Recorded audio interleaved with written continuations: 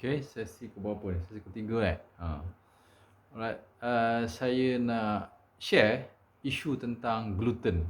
Itu makanan bijirin yang mengandungi protein gluten yang bersifat macam getah, elastik. Getah. Kan? Alright. Baru ni ditunjukkan lah tepung gandum yang diuli jadi dough, kemudian direndam dalam air, dibasuh dalam air sehingga tinggal last sekali gluten yang melekit-lekit macam getah dan dikatakan getah.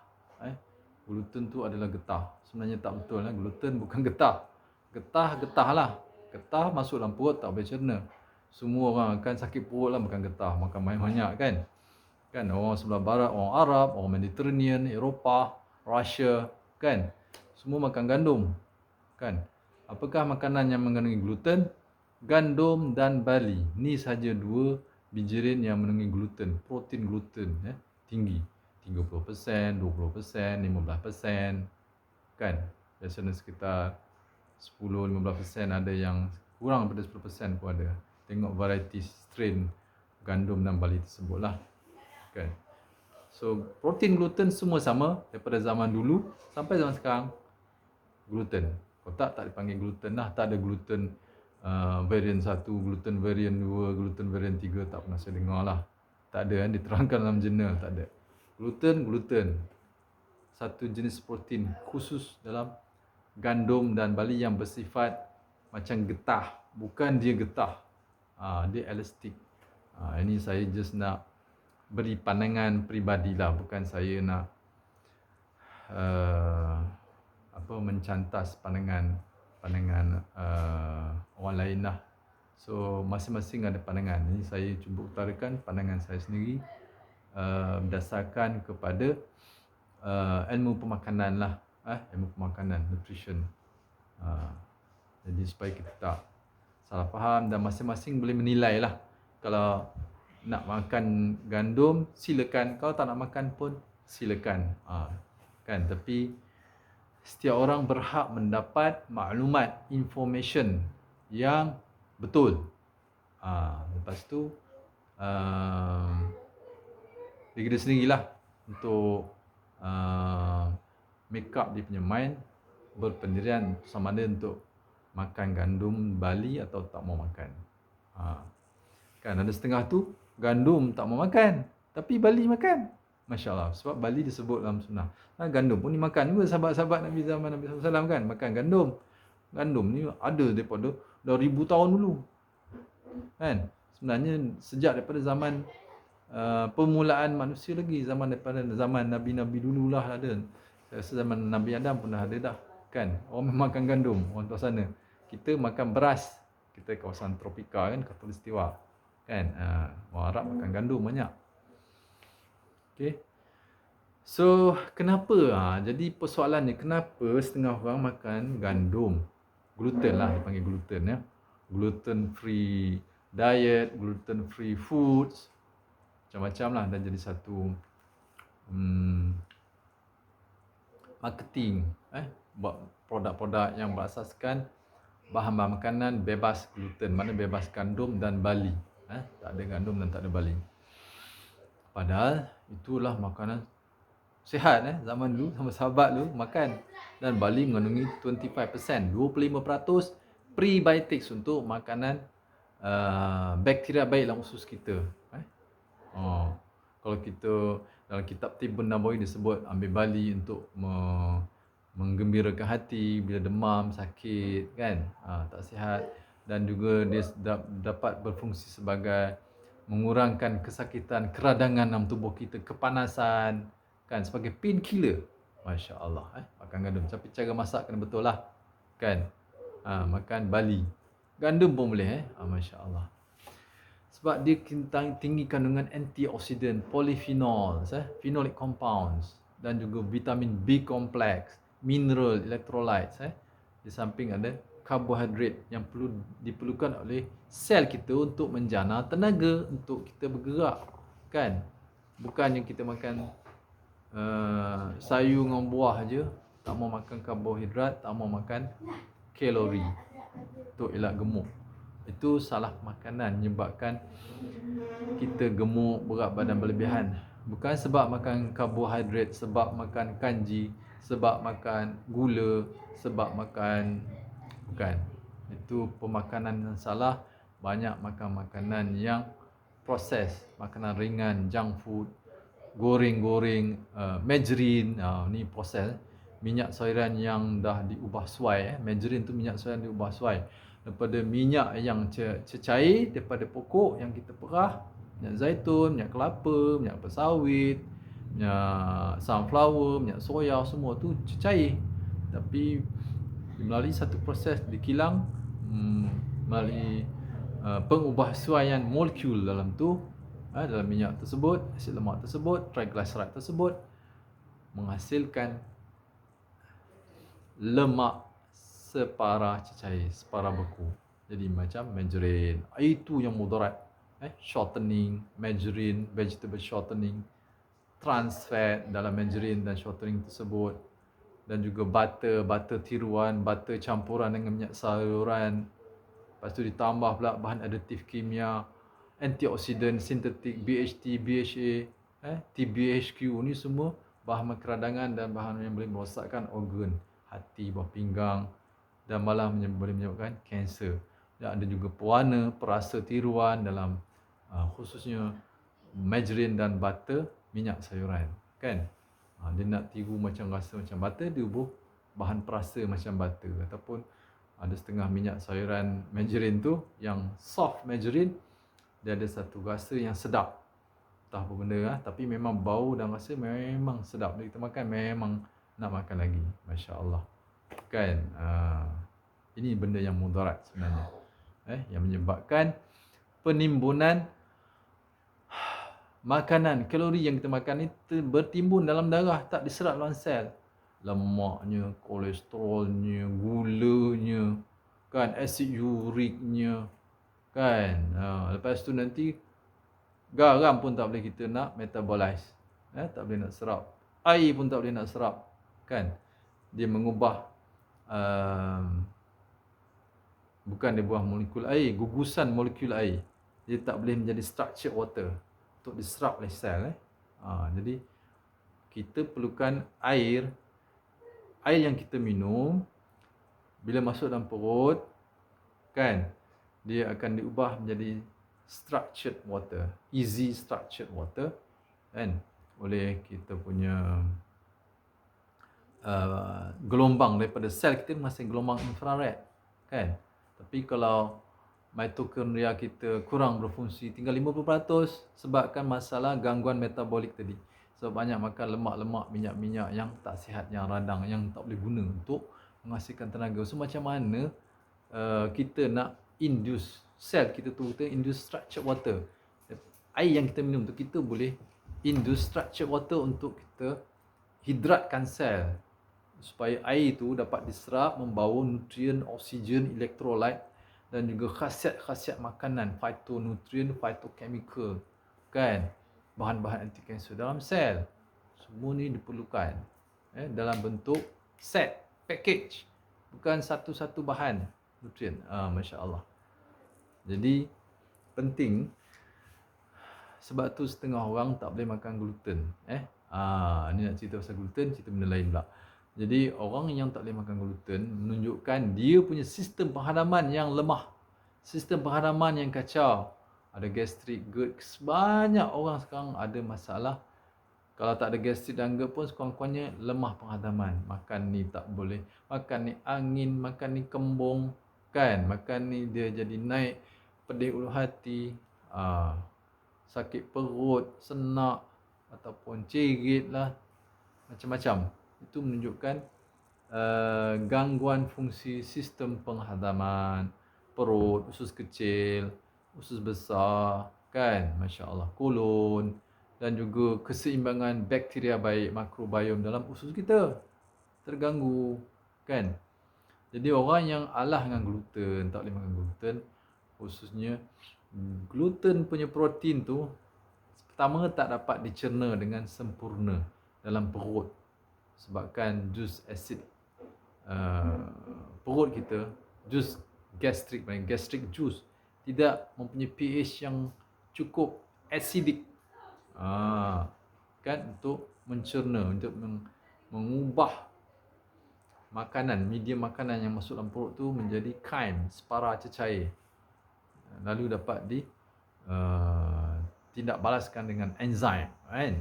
Enzim kalau protein protease lah, gluten dapat dicernakan sebahagiannya dalam perut, lepas tu pergi usus kecil, terus sehingga dia dapat dicerna secara lengkap menjadi asid amino peptide yang bebas, begitu, dan diserap dalam darah. Jadi siapa yang tak boleh makan gluten jadi alah, jadi kembung, ataupun dikata alahan kata kepada kulit. Maksudnya gluten tu tak dapat dihadam dalam perut, sebahagiannya lah, bukan keseluruhan, sebahagian, dan dia melalui usus kecil pergi usus besar. Usus besar kolon pula ada keradangan sikit ataupun tak ada keradangan, dia ada gap antara sel dengan sel, dia ada gap, renggang, dia tak rapat. Sel epithelial kolon kita sepatutnya disusun dengan rapat begitu, simpang, panggil epithelial cell junction yang rapat, tapi dia longgar disebabkan makanan-makanan yang radang, banyak makanan kimia, bahan aditif kimia, pewarna, perasa, pemanis tiruan, emulsifier, minyak masak, trans fat, kan, makan makanan ringan, makanan proses, makanan junk food, fast food. So usus kita memang tak sihat, daripada perut, usus kecil sampai usus besar kolon kita, dan mengakibatkan renggang sel epithelial. Permukaan kolon kita tu di cover oleh sel kolon, kolonocyte, sel epithelial kolon, kan.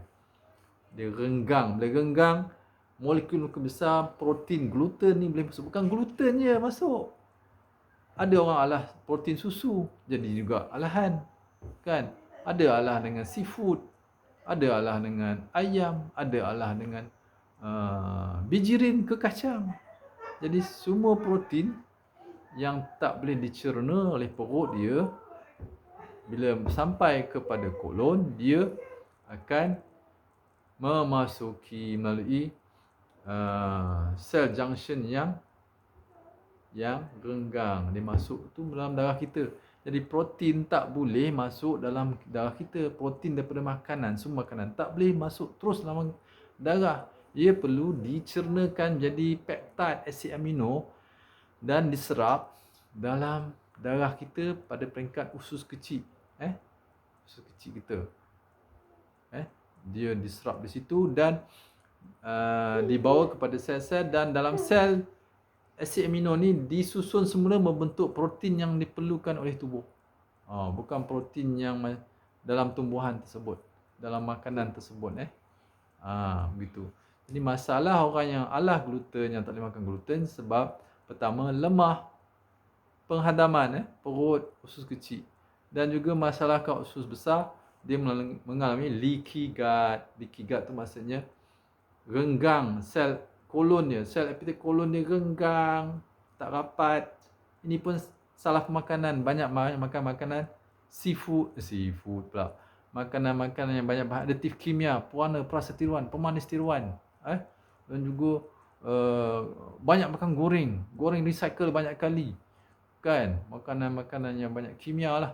Dan juga tadi saya sebut apa tadi makan, lepas tu banyak makan refined food, tak ada serat, tak ada soluble fiber sebagai prebiotics, tak makan, semua makan makanan putih, makan refined. So macam mana bakteria baik nak tumbuh secara normal untuk mengatasi, mendominasi bakteria jahat, supaya usus besar kita sihat, kolon kita kuat, sihat, kan, tidak berlaku leaky gut, kan. Dan juga makanan sekarang banyak spray racun, kan, racun pertanian, kan. Dan sekali bijirin-bijirin yang diimport daripada Amerika Utara, kan, kita tak sebutlah spesifik, kan. Tinggi residu racun herbicide, Roundup, glyphosate, lepas tu DGMO untuk supaya tanaman ni resistant dengan spray herbicide, Roundup tu, dia tak mati. Kan, dia matikan rumput dengan lalang rumpai. Tapi pokok tak mati. Tapi bila dia nak tuai, 10 hari, 14 hari, dia tingkatkan dos racun Roundup tu, spray kat pokok biar dia mati. Dehydrated, dia kering. Kan, lepas tu biji-bijian tu dapat dituai dengan efficient, dengan yield yang tinggi, tak rosak, dia kering kan. Dan dia mati disebabkan oleh Roundup tadi kan. So, berapa kali ganda kandungan glyphosate tu bahan aktif dan racun Roundup dalam makanan. Makanan kita, bijirin, kekacang, minyak sayuran juga yang daripada sana lah, masya-Allah. Bijirin ni bukan gandum saja, termasuk juga soya, jagung ni pot di sana lah, barley, oats, apa lagi? Sunflower, kekacang, soya, import dari sana. Tanaman semusim. Sekali tanam, terus tuai. Ini tinggi residu racun glyphosate. Ini punca utama leaky gut. Kan, maksudnya kuih muih, roti-roti, biskut semua yang bukan organik tu memang ada glyphosate. Residu. Dipanggil residu glyphosate. Ini yang menjadi masalah. Kan, walaupun kita makan gluten free food, gluten free diet sekalipun, tapi glyphosate tinggi jadi masih genggang juga sel kolon kita tu, sel epithelial kolon masih genggang, berlaku leaky gut. So kita memang selamat daripada gluten, alhamdulillah. Bila kalau kita makan makanan yang gluten free diet, tapi protein lain pula kita alah. Sekali lagi ada lagi benda yang kita akan alah. Beraturlah makanan kita. Ini alah. Sebab kita tidak pergi kepada penyelesaian yang asas, kepada akar dia, punca keradangan, punca kepada leaky gut, itu makanan yang tinggi kandungan bahan kimia, aditif kimia, pewarna perasa, pemanis tiruan. Lepas tu minyak-minyak yang radang, minyak sayuran. Lepas tu glyphosate pula. Kita tak elak yang tu. Kan, jadi sentiasalah kita alah dengan banyak jenis protein, banyak jenis makanan. Kan? Jadi perut kita lama jadi gastrik pula. Kan? Sebab glyphosate tu akan menyebabkan gangguan sistem pengharaman. Enzim kita kurang aktif. Enzim. Sebab dia boleh attach. Glyphosate ni bersifat seperti asid aminoglycin. Dia attach dalam protein kita. Protein enzim, protein structural. Jadi fungsi protein structural dan protein enzim, hormon apa berkurangan disebabkan oleh glyphosate membentuk struktur protein tubuh kita, masya-Allah. Kan? Ini yang kita nak jaga. Kan? Ini apa yang saya nak sampaikan lah, apa yang kami praktis, insya-Allah, alhamdulillah. Dari dapat manfaat, jadi rugi tak banyak makan, tak makan gluten kan. Makan yang gluten free diet, produk ni mahal kan, dan tak semestinya organik.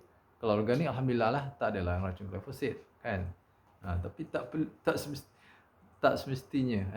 Jadi kita boleh makan gluten, makanan yang gandum barley, dapat manfaat zat dia dan minus alahan kembung ke leaky gut, sebab kita tak ada leaky gut, insya-Allah. Jadi jagalah makanan, amallah makanan kita mengikut sunnah, makanan yang mudah macam orang tua dulu makan. Mudah. Orang tua bayangkan macam mana orang tua makan. Orang tua dulu makan, macam itulah kita ambil makan. Tapi zaman sekarang kita rasa susah. Kan, mana nak cari? Itu kena pelan-pelan lah. Bertatih kita belajar, cari maklumat, dan macam mana nak amal, dan macam nak cari sumber makanan-makanan yang whole foods, alami, bebas bahan kimia aditif, bebas residu racun pertanian, insya-Allah. Jadi kita tak alah lah kepada gluten, kepada susu, alah kepada kacang, alah kepada seafood, alah kepada ayam, alah kepada daging, kan? Alah kepada sayur-sayuran, ada buah ni, macam-macam alahan, kan? Beratur. Makin lama makin banyak senarai makanan yang kita alah, kan? Bukan makin kurang. Itu menunjukkan makanan kita yang tak betul, tak salah pemakanan lah. Kita ikut cara sunnah yang memperhalusi cara makanan sunnah. Dan satu lagi, untuk mengelak leaky gut juga ialah cara minum. Saya dah sebut dalam video lepas, minum sebelum makan. Ambil air bila nak makan nasi ke, sarapan pagi ke, kuih ke, buah-buahan kan. Minum air dulu. Bawa air letak. Jadi kita dah jadi amalan, kita tak lupa, tak lalai. Jadi ambil air, minum dulu. Segelas ke, setengah gelas ke, lepas tu makanlah. Lepas tu dalam tengah makan, kita nak minum lagi sikit, boleh minum. Tapi jangan minum selepas makan sehingga 40 minit masa berlalu, baru kita boleh minum pula. 40 minit minum air kosong ni. Minum air kosong. Janganlah minum air ais kan. Mengganggu juga penghadaman kan. Bila suhu sejuk, medium, suhu enzim tak boleh mencernakan. Enzim punya tindakan dia pada suhu normal tubuh 37 darjah Celsius. Kalau minum ais, kuranglah penghadaman makanan. Aktiviti enzim tu akan berkurang. Ataupun tak boleh cerna. Kan? Masya Allah. Begitu. So, selepas 40 minit mengambil makanan, baru boleh minum pula. Bukannya tak minum sebelum makan atau semasa makan. Lepas tu sebelah makan tak minum, air kering lah tekak, tercekik kan. Sebab tu kena minum sebelum makan. Tu sihat. Masya Allah. Saya dah amal dah berapa bulan. Alhamdulillah. Kencing cantik, lawas. Buang air besar pun cantik. Alhamdulillah. Peluh kita, badan kita rasa cergas, sihat, optimize. Keradangan. So, cara minum waktu makan tu sangat penting. Menentukan tahap keradangan dalam tubuh. Dan juga boleh menyebabkan keradangan dalam usus kecil, usus besar dan perut. Boleh menyebabkan gastrik juga. Kan? Kalau kita minum lepas makan, sejurus lepas makan, dia mewarisi penyakit, banyak penyakit, buasir, leaky gut, yang menjadi kita sensitif lah kepada banyak benda termasuk gluten tu kan. Usus kecil, usus besar kan. Begitu So sangat penting kita jaga pemakanan yang betul. Makan betul ni bukan apa yang kita fikir kan, tapi kita ikut cara orang dulu, cara sunnah. Pelajarilah makanan secara sunnah, pemakanan cara sunnah, cara nak makan kan. Nak cubit garam sebelum makan, itu meningkatkan penghadaman makanan sebab dia meningkatkan asid jus gastrik. Keasidan jus gastrik tu lebih kuat, asid hidroklorik, supaya makanan kita dapat disteralkan dan dapat menyediakan medium pH yang optimal, acidic 2 hingga 3. Baru protein dapat dicerna secara seluruh, sempurna. Masya Allah kan. Semoga manfaat insya Allah. Assalamualaikum warahmatullahi wabarakatuh.